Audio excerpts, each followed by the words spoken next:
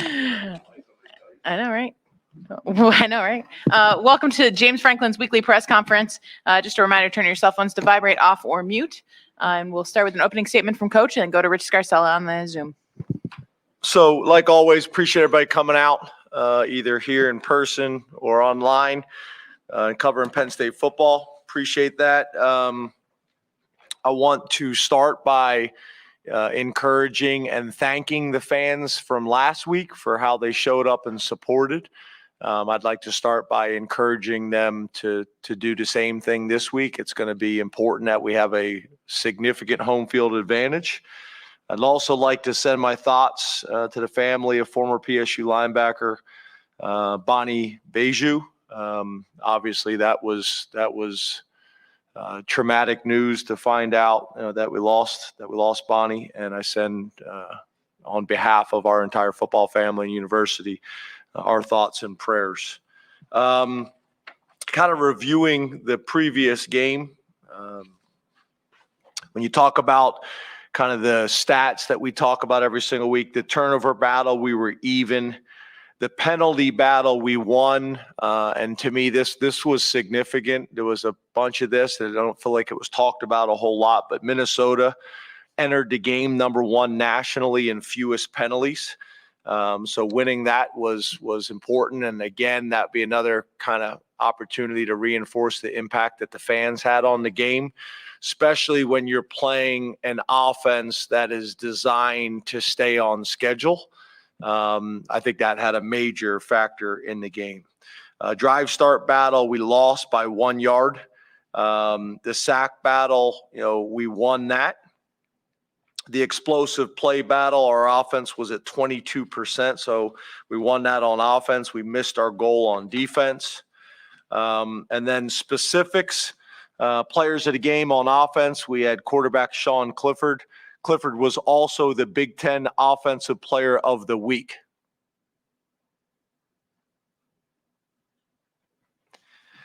On defense, winner was Curtis Jacobs, linebacker. On special teams, linebacker Dominic DeLuca. The D squad players of the week, Ben Hartman, offensive lineman. And then I know these are a lot of names, but our coaches really felt that our scout wide receivers really did a good job and prepared us. That's Jan Mallert, Jason Estrella, Anthony Ivy, Jake Spencer, Mason Stahl, Tyler Johnson, Caden Saunders, Patrick Williams, and Robert Rossi all did a tremendous job. And I tried to talk them out of listing so many guys, but they felt strongly about it. Defensively, Devon Townley and Christian Driver. And then on special teams, Jason Estrella. So that's kind of reviewing some of the game. The last few points I would say is I just was very pleased with the entire organization and how we responded, players, staff, coaches.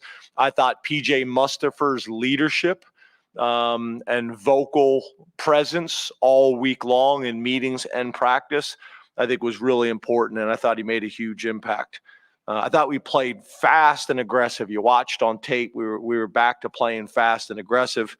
And then a couple other things, again, that I don't know if this was covered much with the media or not. But Minnesota's offense on third down was ranked number one nationally at 66%. We held them to 15%, 2 of 13. That was huge. We talked about getting off the field on defense on third down and staying on the field on offense. And then Minnesota's defense was also ranked number one in the country nationally, holding other offenses to 22%. And we were 46% on the day. And then Dom DeLuca's block punt was a big play. Just a few opportunities I mentioned for growth. Got to get rid of the pre-snap and post-snap penalties. We had 2 pre-snap, a false start, and a defensive offside, so very similar penalties. And then we had an unsportsmanlike conduct post-whistle. So those were the big things. Then probably the last thing is we got to start fast on offense. That's in practice, that's in jog throughs, and then obviously that's in games. When you talk about Ohio State and Ryan Day, Obviously, a ton of respect for what they've been able to do for a long time. They've been doing it for a long time at Ohio State. But a ton of respect for them and what they do and how they go about their business. Offensive coordinator Ryan Day / Kevin Wilson. Obviously, they do a great job, got a ton of weapons. Some people are saying their quarterback is leading, the Heisman votes at this stage.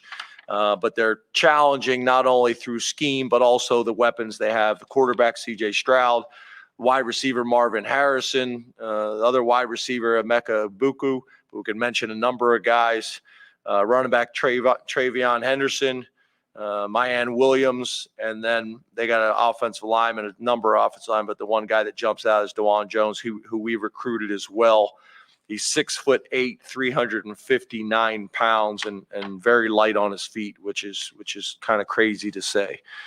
Defensive coordinator Jim Knowles, who we know very well. Jim actually came and visited us here years ago. I think he was at Duke at the time. Has done a really good job going in there and being aggressive. Going in there, being aggressive in terms of scheme, taking advantage of their personnel. You look at Ronnie Hickman, who we recruited heavily out of New Jersey. Seems like he's been playing there forever. Teron Vincent, who we know out of Baltimore. Tommy Eichenberg, the linebacker. JT Tuiamola. I hope I pronounced that right. If I didn't, I apologize. And then Denzel Burke, the corner. So they got guys at really each level of the defense. And then on special teams coordinator Parker Fleming has done a nice job. They play a ton of guys, starters on special teams. They always have. And if you look, their punter is an Australian punter, does a really good job. That's something we're going to have to be prepared for, is the variety of kicks that a lot of these Australian punters are able to do in terms of spreading the ball all over the field. And then their punt returner, Emeka Buku, again, who we mentioned earlier. So a lot of information, a lot of things that we need to get worked on. Obviously, today's our first real day of practice. We did have Sunday. Monday's our off day from a planning perspective, and then today. So we'll have a better idea later in the week, but that's a start. So open up the questions. Rich Scarcella, Reading Eagle, and then Mark Wigan-Rich. Afternoon, James. How are you? Good, Rich. How are you, man? I'm good, thanks. What did you see from your team during practice last week? And can a performance like Saturday's build momentum going into a week like this? Yeah, I think so, and it needs to, right? We're playing a really good opponent at home. We did some really good things to build on last week that we should have confidence from and momentum from, and we need to build on it. We need to get better, today in practice. We need to get better all week in terms of our preparation and how we practice and how we coach. And then the same thing, with the game on Saturday. We're going to have to play better this Saturday than we did this past week. So, yeah, I think there's a ton of stuff to build on from last week. There's a bunch of stuff watching that tape to be excited about and to show the team, and we got to build on it for sure. Mark Wigan-Rich, all Penn State, and Frank Bodani. Hi, James. How are you? Good. How are you, Mark? Good, thanks. 2018, after that 2018 Ohio State game, you outlined the steps that Penn State had to take to become elite. Where are you on that timeline right now? Yeah, I think obviously a lot of things have changed since then. I think obviously we talked a lot this offseason about, new president and Dr. Ben DePuti and new athletic director and Pat Kraft. That factors into all of this. There's no doubt about it. I think there's things within our program that you look at, whether it's from a development standpoint, whether it's a facility standpoint, whether it's a nutrition standpoint, whether it's recruiting, all the things that you talk about in terms of building a program. I think some areas, we have made significant progress in, and others we still have work to do. So I think in a lot of ways we've taken some steps in the right direction, but there's still some areas that we need to get resolved, and that's why I think I've voiced this over and over again, the excitement I have for the leadership that we have in those two positions, and that's with total respect and appreciation for the past as well. Frank Bodani, New York Daily Record, and Mike Gross. Hey, good afternoon, James. Good. How are you? Real good. Could you evaluate your pass rush so far overall? Are you coming up short at all in any part of that? And if so, how do you think that can get better as we go here? Yeah, I think it really kind of depends. I think, things can skew that, or if you're just looking at stats and not necessarily, basing it off the film, I think things can skew that. If you're playing a team that's going to run the ball 90% of the time, and how they are built and how they are wired, that's going to impact your stats. You play somebody who's going to throw it every single down, that's going to impact your stats as well. So I think overall, our ability to affect the quarterback, whether it's through sacks, pressures, or tight coverage, has been good. I think you look at our completion percentage against our defense, that is not just because of our defensive backs. That's also because of pressure and making the quarterback uncomfortable in the pocket. So would we like more flat out sacks? Yes. Would we like more tackles for a loss? Yes. But overall, I think when you evaluate the whole picture, pretty good. Mike Gross, Lancaster Newspapers, and then Donnie Collins. Good afternoon, James. How are you? Good, Mike. How are you, man? I'm good, thanks. When you mentioned that Sean was the Big Ten Offensive Player of the Week, then there was sort of a long pause there, and I think that may have just been your Wi-Fi, Mike. Oh, okay, all right. Is this the backup quarterback is always popular with the fans? That's sort of a football cliche. Is there anything about this situation that's a little different? Do the fans, some reason, whether this is unique to Penn State, why they maybe don't appreciate Sean as much as you do? Yeah, I'm spending all of my energy on getting ready to play a really good Ohio State team. I'm pouring all my energy into loving and supporting my players and staff, and focusing on things that I can control and impact.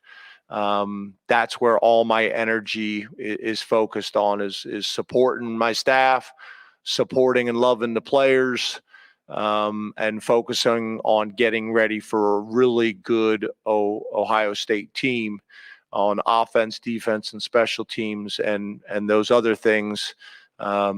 I'm not spending any time on, because, to be honest with you, unless you have something for me or somebody else, I don't see how I can impact that. Donnie Collins, Scranton Times-Tribune, then Corey Geiger. How you doing, James? Hey, Donnie, how are you, buddy? Pretty good. Parker. What does your shirt say?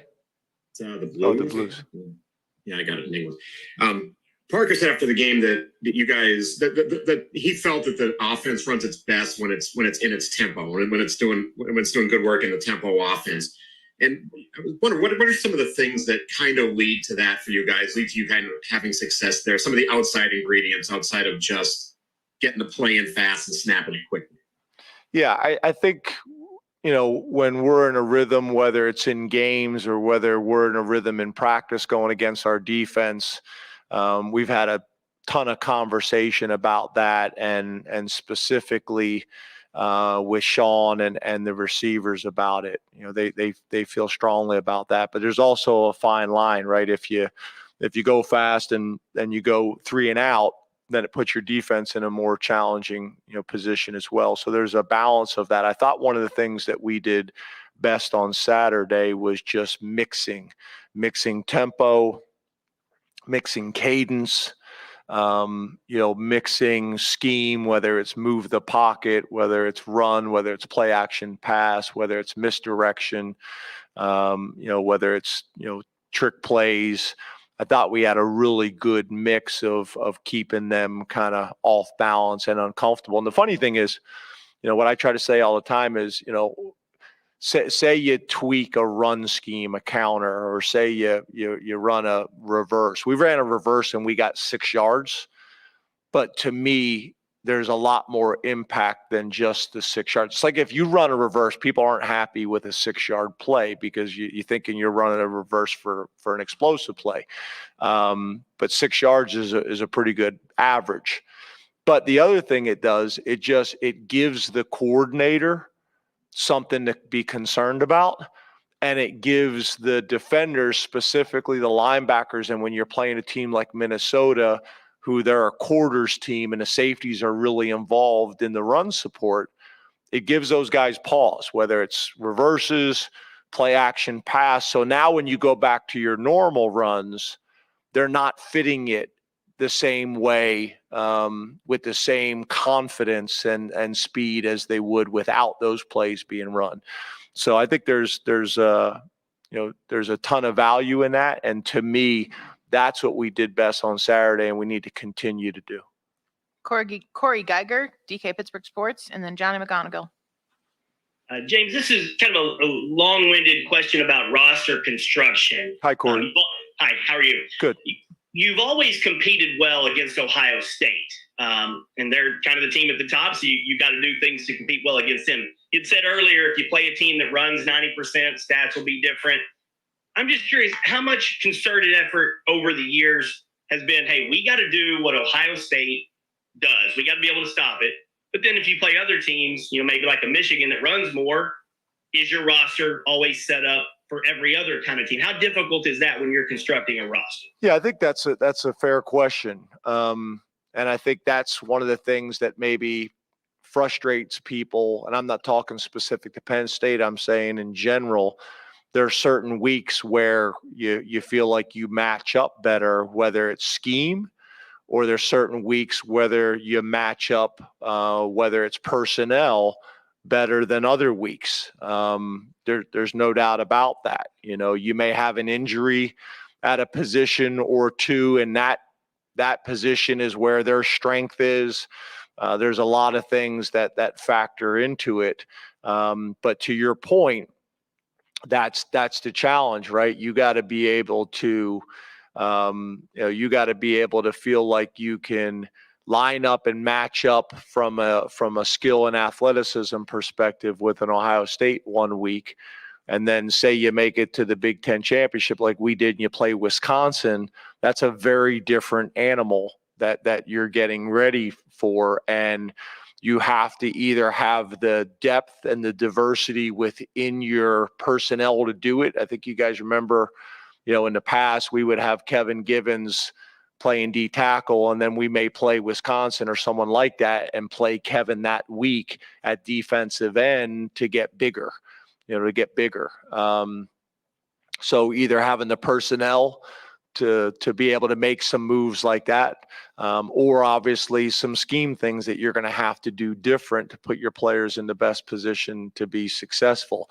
No different than these teams that play from a 4-2-5 shell. They're playing with a nickel almost predominantly on the field, and then you go play, a team that's going to try to play smash mouth football, and you've never played with a 3 linebacker on the field. Like I know that was a big discussion Saturday as we had those 3 linebackers on the field. Well, that made a ton of sense against Minnesota and what they do.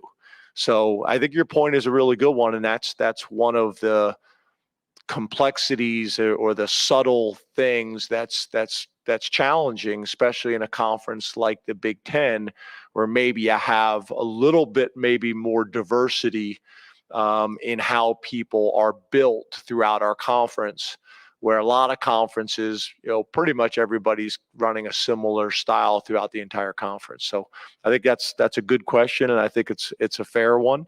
And that's what you're trying to do. You're trying to build a team that can do both, which is easier said than done. Johnny McGonigal, Penn Live. Then we'll come here in the room. Hey, James, how are you? Good, John. How are you, man? Good. Given what you have with Joey, Kalen, Johnny, everyone in that secondary, is this the most confident you felt in a secondary going into a matchup with Ohio State, who's, historically in your tenure has had really good quarterbacks and wide receivers and a good passing game? Yeah. I'm not sure about that because I hadn't really kind of thought about it, but I think your point is that, maybe you could make the argument the strength of our defense, is in the secondary. If you were ranking, kind of all three levels, that's a strength of ours for sure. We have a lot of confidence in those guys and we're going to need it. But I also know that these guys are talented enough up front and at tight end and at running back that, if you put too much of an emphasis on that, they can beat you the other way too by running the ball. So they do a good job of being balanced. I think at the end of the day, their trigger man, is what makes them go. He's the one that distributes the ball to all those different playmakers and does a really good job doing it. He throws on the run as well as he throws from the pocket, which is somewhat unusual. Again, he's leading the Heisman race for a reason. So talented guy that we got a ton of respect for. Mark. Hey, James. How we doing? I'm doing great. A year and a half ago, not even, when Katron and Nick committed to Penn State, you guys had a loaded running back room with guys who had significant eligibility remaining. What did it say about them to be willing to join that room? And how fortunate do you feel now that you took two kids when you look out in the game last week and they're your only two healthy scholarship running backs? Thanks. Yeah. To be honest with you, that's really how, we want to be at every position. We want to not only have the depth and talent to compete week in and week out, but we also want to recruit guys that aren't scared, based on the room that they're coming into, that they're choosing Penn State because of the academics and the campus and the environment and the culture. And they say, look, I'm gonna come to Penn State and I'm gonna compete. And if I plan on playing at the next level, that's going to prepare me for that and get me used to that. So yeah, I think that was a factor for sure. I loved how those guys approached it. It never really, impacted them. But to be honest with you, the schools that they were being recruited by, it was pretty much similar at all those places. So that kind of takes it out of the equation for the most part. In the back end. Coach, you kind of already touched a little bit on this when Abdul starting on Saturday. Is that a lineup that you think is more long-term legs, or does this continue to be a week-to-week decision? Yeah. To your point, I think I kind of said that. It really depends on who you play. If you look around college football and the NFL, most people are not playing with three linebackers on the field because they're in 10 or 11 personnel. And now, okay, it's great to have a linebacker that's really good at stopping the run, but now he's not being asked to stop the run. He's being asked to cover Parker Washington out in space. So it's all based on what we need to do to not only get our best players on the field, but also our best players in the field based on the matchup and the scheme and the personnel that we're playing. Tyler? James, you needed to do some mixing and matching on the offensive line on Saturday with some guys coming to the sideline, some guys not available. I'm curious what you felt you learned about that unit over the course of those 4 quarters, and specifically a couple guys who had to step up in Vega and then Bryce. Yeah, Bryce, I think you guys know, we love Bryce. We view Bryce as a starter for us. He's getting really starter reps. If you look at it between him and the guys that are playing on Saturday, he's getting starter type reps. So we're very impressed with him, and he's playing both tackle and guard at a high level. And then also when we get into the heavy sets, he's able to get in there at tight end. So he's doing a lot of things and doing a lot of things well for us. Vega, obviously that situation That's not something that probably we anticipated going into the game, but it played out that way. He's a guy that we got. There's a lot of excitement in our building about. He's got an awesome way about him. He's always got a smile on his face. I had a freshman check-in meeting with all the offensive players yesterday in my office, and he was walking out and kind of dapped me up on the way out and was just talking about how awesome Saturday was. He's just one of those kids. He's super appreciative of being at Penn State. He's very coachable, powerful, strong, athletic. We think he's got a really bright future. We'd like to try to redshirt him if we can, but we may not be able to. And he's also, again, you don't say this very often, but he's strong, powerful, and he's extremely light on his feet. And he's 340 pounds and looks like he's 315, and those guys, I think are really important to have up front with some of the matchups that we have. Back to kind of some of the questions I've gotten. You play a team that's maybe undersized and athletic compared to a team that's massive. Having those interchangeable parts are important, and having somebody with that type of girth and intelligence and power to match up inside is really valuable. And he's one of these guys. He's not trying to be 340. He's just naturally that's kind of who he is. And I think we've all seen over the years the guys that are, trying to be something that really their genetics tell them they're not supposed to be. Either they're trying to stay smaller and their body's trying to get bigger and they don't want to embrace that, or vice versa. Obviously, you want to have turnovers in any game. How you doing? Pretty good. How are you? Good. Obviously, you don't want to have turnovers in any game, but Ohio State had 6 turnovers last week they capitalized on. And then last year, you guys had that scoop and score you lost to them. So in big games like this, how much more important is avoiding turnovers? No, I think turnovers are important every single week. It's one of the most important stats in football, that and explosive plays. I think to your point, obviously the bigger the game that, people, talk about, the bigger the game, then those stats are magnified. Explosive plays are magnified. Turnovers are magnified because the margin of error is smaller in those types of games. So it's always important, but obviously it's magnified in games like this. Hey, James, how are you? Good. How are you? Doing good. You talked a little bit about roster construction and everything.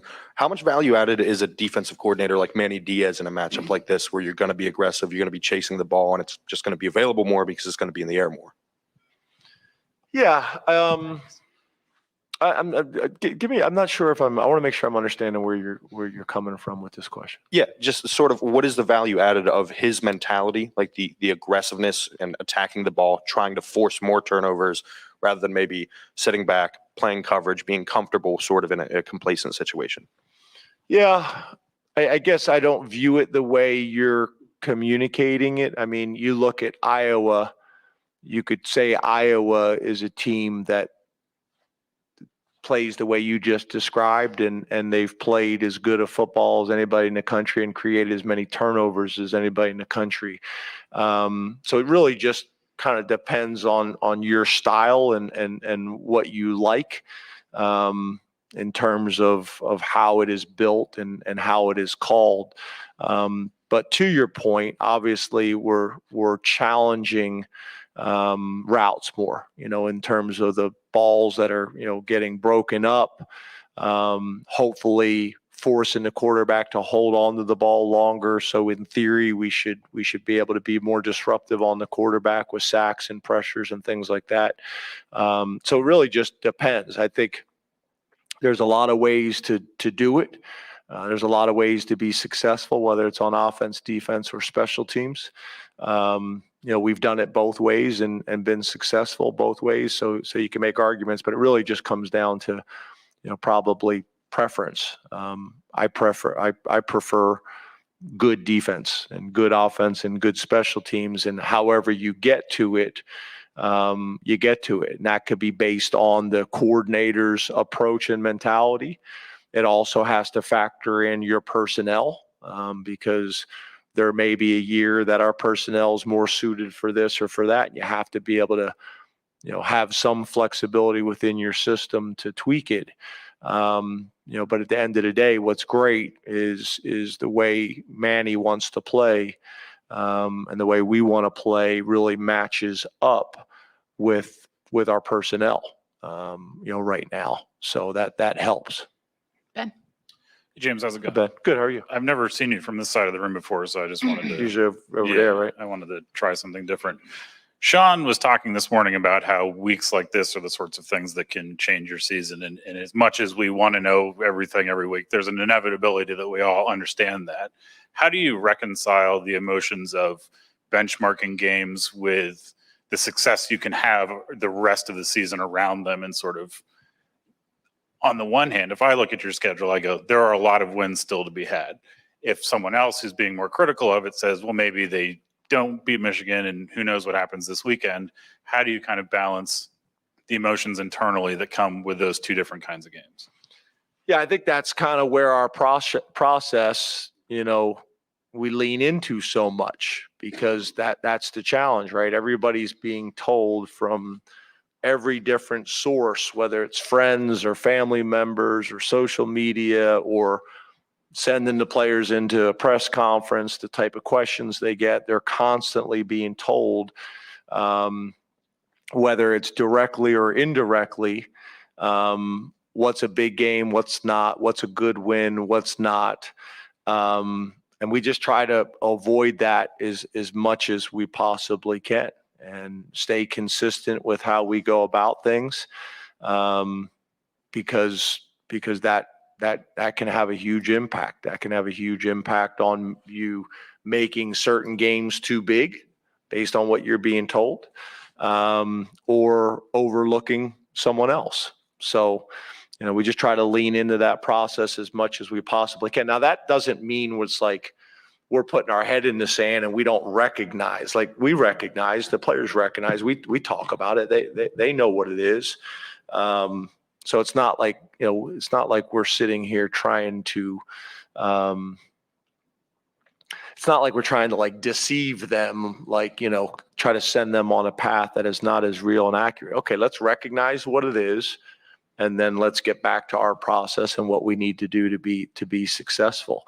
And over my time, both as a player and as a assistant, and as a coordinator, as a head coach, I feel like that's been the best process. And I think it's magnified. I think we've talked about this before. I think it's magnified in today's college football, specifically the way the playoffs are structured, and at a place like Penn State, it's different. So those things I think are really important. Bob. Hey, James, how are you? Good, Bob. How are you, man? I'm good. You referenced CJ Stroud as the trigger man of the offense, obviously, and he's, 70% completion, arm strength, all that stuff, release. How challenging on the practice field this week will it be to try and even replicate for your secondary and your linebackers what he can do just to kind of get them up to speed, what to expect on Saturday night? Yeah, I don't think you really can. I mean, obviously we do that. Like when we build the scout teams each week, you're literally saying, okay, this guy should play him and this guy should play him. But, there's not too many people in the country, that have a quarterback like that, let alone a quarterback like that on the scout team. So, that's hard to pull off. And that's where trying to replicate it as much as you possibly can in practice, but then also doing some of the good on good work every single day, so they are getting the speed of it. That's helpful too, but there's no way to completely replicate it week in and week out. T. Frank. Hey, James, over here. Hey, T. I want to get your opinion on the phrase "establish the run." It is it's been in football for as long as football's been around. Analytics have challenged the notion of that. And I just wanted to get your idea of maybe where you started and if your thoughts on that have changed over time. Well, I don't know if I've ever kind of approached it or looked at it as establish the run. I've always believed, and I think I've said this in here multiple times too, in balance, but then I've also kind of described balance differently than maybe a lot of people do. And balance doesn't mean you're going to run the ball 50% of the time and throw the ball 50% of the times. It means you have the ability to, in most situations, be able to run or pass, effectively. That's to me the important thing. And then that puts you in position to set up the play action passes and things like that. So I've never really talked about kind of that as being a philosophy of ours. It's been more about having enough balance and having enough diversity within our offense that we can do either and be able to play a style that we have to with whatever the game dictates to win. There's been years where we've been really explosive, but we couldn't run the ball when we needed to in 4-minute offense. And that's the hard part, right? The best ones, the elite ones are able to do all of it. They're able to run when everybody in the stadium knows you're going to run, and be able to throw when you need to throw to win. So that's kind of how I've always looked at it, more than necessarily establishing. Last two questions, Neil, and then Audrey. Neil? Hey, James. Hey, buddy. I know I have tunnel vision, but did you see the comment or hear about the comment that Harbaugh made yesterday about you, and do you have any reaction to it? No, I don't. Audrey? Nope, I don't know. Ohio State. Guess that was it, Neil. That was it. Yeah, I'm good. I wanted to go back to what Mark asked you about. Just so you know, I was saying, no, I don't have a comment. To the 365-day a year competition, and you'd said the comment in the offseason that the more yeses you get in those things, the more you tend to see it on Saturdays. The more wins is probably a better way to say it. Yeah. And when you kind of look at that, if you had a wish list of things that you would want to, what's at the top of that list in terms of facilities right now? Yeah, I'm happy to talk about. I think you guys asked me some of these things last week as well. I think Ben may have asked me something similar. I said I'm more than happy to talk about those things in the off season. Most of them, I mean, you've heard them. You've heard them enough, and you've heard them before. But again, right now that does not help us or help our players, beat Ohio State on Saturday. We're not going to solve those problems before Saturday. So, thank you, Coach. Thanks.